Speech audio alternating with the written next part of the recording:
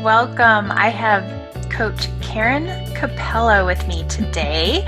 Karen is a master certified coach, she's one of the 5% in the world who holds that designation. She's also a board certified coach and author of The Clients That You Are Seeking Are Also Seeking You. Karen's one of our instructors and one of my very valued coaches in the work that I've done in the world. Karen, welcome.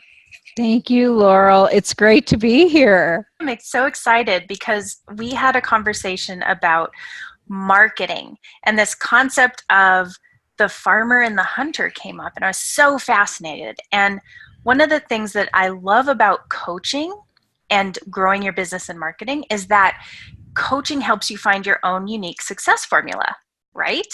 So learning about these things, like the difference between the hunting and the farming metaphor, can be so helpful. So I wanted to interview you and, help people understand how this might help them in their own work. Mm-hmm. I'm ready. All right, great. Let's dive in. So what would you say are the primary differences in these two approaches? Yeah, so this is interesting because we used to use these two approaches when I was in financial planning. So the hunter, in terms of sales and marketing, goes out and hunts, looks for clients. They're at networking events. They're out on the internet. They're looking on LinkedIn. They're connecting with people in the external world and looking for who would be the right fit. The farmer, on the other hand, is a nurturing person. So they're working with the clients that are already there or people that they already know and kind of nurturing those long-term relationships.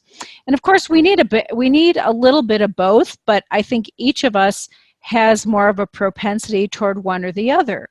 And I thought, well, since I'm talking to Laurel about this, I may as well go really look up what the official definitions are. And I found a third thing. Really? Okay. Yes, Can't wait and to hear. it's a little, I don't like the analogy, but it does work.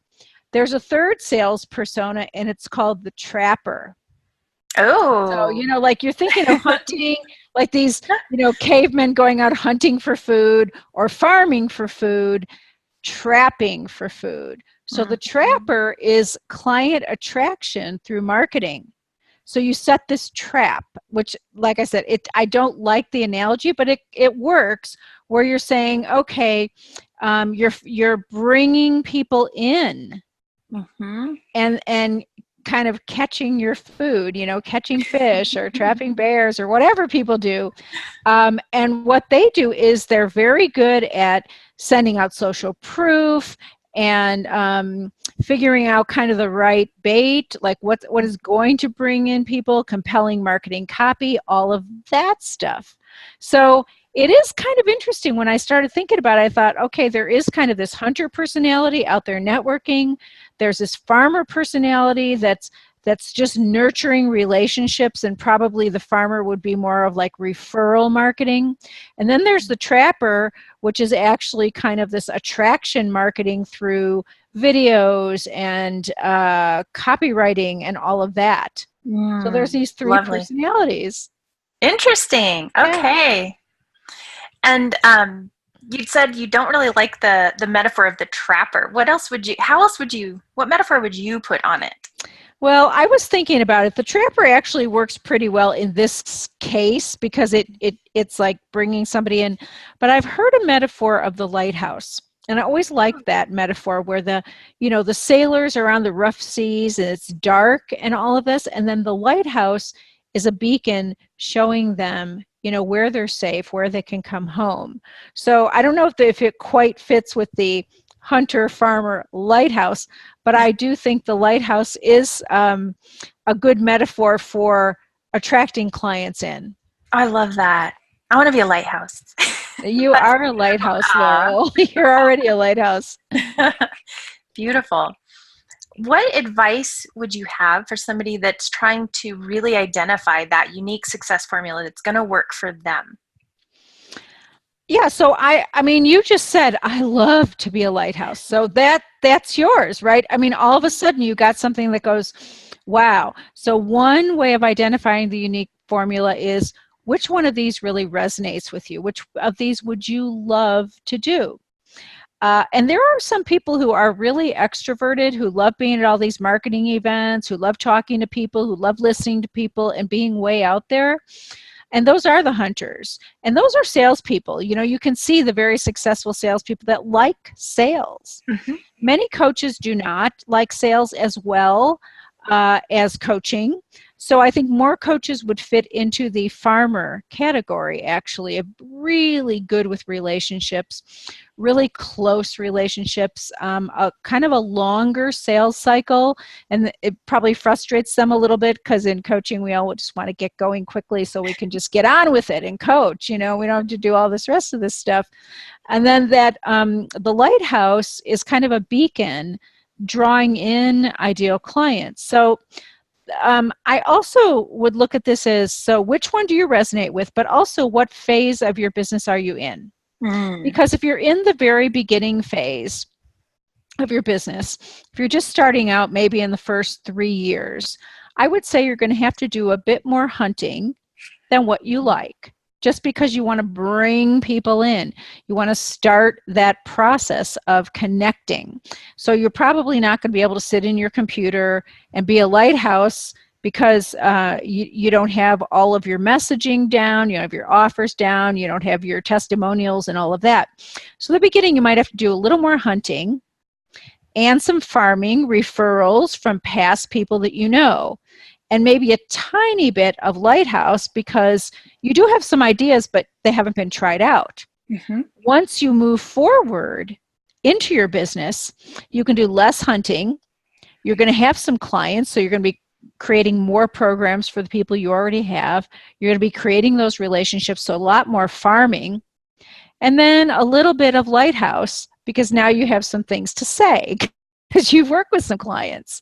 And then probably after like years, you know, year 5 or so, you could probably be a whole lot of lighthouse, a whole lot of farming, and not too much hunting because you are known and people are coming to you. So I think it shifts based upon your time in business. That's really wise. That's very helpful, I think, for people to know that there's going to be shifts and you can do different things at different times according to the need of your business and the stage. That's very helpful. Mm-hmm. Great. Well, thank you so much. Is there anything else that you'd like to share with our viewers? Well, you know, I would like to say be gentle with yourself, especially coaches who are just starting out, because there is a bit of hunting that needs to be done. And I think as a female, I'm not really big on hunting. You know, like I'm not really big on going out, and I really want people to come to me. I have a more receptive energy. And so in the beginning I did have to go out. I went out and spoke at events, and that kind of hunting I like because it was a lighthouse hunting, actually, you know, where I'm speaking. So I'm out there, I'm talking to people, but I'm starting out with drawing them in with my message. So that way it can work really well. But I guess kind of knowing yourself and thinking about, you know, what percentages, like I think we're all a hybrid because we are entrepreneurs. Most of us don't have a big team. I mean, I've been at this for years and I have a very small team myself. I didn't want to have a lot of employees. But I was looking at a percentage, like let's just say you want to be 20% hunter, 30% farmer, and 40% lighthouse. So think about what that percentage would be for you. And it's not an exact science of, okay, if I have so many hours a week, I got to put the percentage in. But just think about that. And my sense is that if you are getting tired in your business, if you are feeling drained at all, my sense is that these percentages are off for you. So if you're feeling drained with all of this, with everything except for like admin and coaching, if you're feeling drained with some of this stuff of promoting your business, we'll put it all under promotion, look at the percentages. And one of the things that I think coaches really, as a whole, we jump into this lighthouse stuff way too soon, before we have our message ready, before we have things done, because we don't want to do the hunting, so we jump into the lighthouse thing, and it doesn't work. Because if you are a lighthouse and you're moving all over the place, like you're not really grounded in your message, the light's going to be going all over the place. And it's going to be dissipated. It's not going to attract the right people. And then we're going to say, well, social media didn't work, or this didn't work. Right. The thing is, if you don't have the right foundation, you can do all of the lighthousing you want. It's not going to work. Mm-hmm. So when you're first starting, do a little bit of the hunting. Talk to people. Have conversations. Get out there, even if it's by phone call or by Facebook Messenger or whatever. Just get out there and talk to people. That's part of the hunting, putting yourself out there and finding out what works in the beginning so that you don't get drained. And then also, like, remembering the farming, I started my business on referrals. I mean, I was really, really strong on referrals. And I kind of hunted. I talked to everybody I knew, and I got referrals for my business. So that's one of the things that I think we don't think about as coaches. We don't want to bother people, or we send out these emails that say, hi, I have this business and I'm looking for clients. That's not a referral letter, like we have to be able to really share what we're doing and what the benefit is, and really talk to people and get them enrolled in referrals. And I think that is one of the strongest ways that coaches can get their businesses going. And even now, I do so much of my business through referrals, and it's really, really easy to do. So I mean, that farming part, that referral part, that nurturing of relationships, and even nurturing your referral partners who will bring you in your clients, makes life really easy. So it's funny because I don't see a lot of programs out there that are encouraging people to do referral business, and yet it's the easiest way. And I know a couple of years ago there was a study that said 73% of people in corporate America are hiring through referrals. Wow. And so there's people that are sending out proposals with cold calls, and they're going, it takes so long to get into business. Of course it does. Mm-hmm. I've been referred into every single corporate gig I've gotten, and they've gone really fast. So I want to say, remember, be a farmer if that's what you like to do. And I think a lot of coaches do like to do that. We like to build relationships. Yeah. And use a referral system. Talk to somebody who has done referrals, who's done it right, who knows what to say, and use that system. So that's what I have to say about that kind of an idea for coaches. Wonderful. Thank you so much. This was illuminating as always. I love talking to you. You're welcome, Laurel. Thank you. And thank you for all you do in the world to support the coaches in having the lives and businesses that they just have been dreaming of.